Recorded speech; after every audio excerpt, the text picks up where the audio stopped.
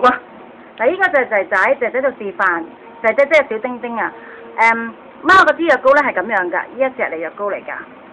咁咧其實擠出嚟咧會長長地咯。咁咧擠嘅時候咧就最好咧，擠完之後即刻冚蓋，因為咧佢標出啲藥膏出嚟嘅。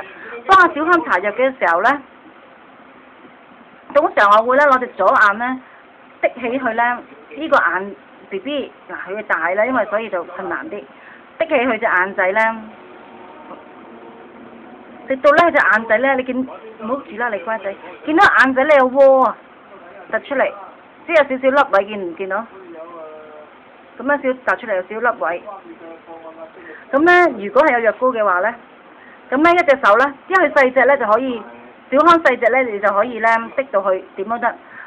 咁咧呢隻手咧，左手滴住佢啲眼皮，鉗開佢。咁咧右手咧就將啲藥膏懟落去，懟咗入去之後咧。就咧幫佢咁樣捽去按摩，啲藥膏會彈翻出嚟嘅。咁你再咧將個眼皮咧，哎呀做乜嘢啊？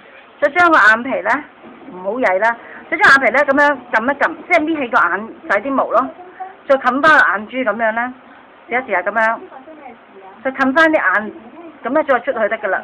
咁咧啲藥咧可以 hold 喺隻眼仔度會耐啲咯。咁樣得噶啦，就試一直滴去個眼仔，見到個眼眶，就見到個窿，係咁樣就擠咗啲藥落去咯。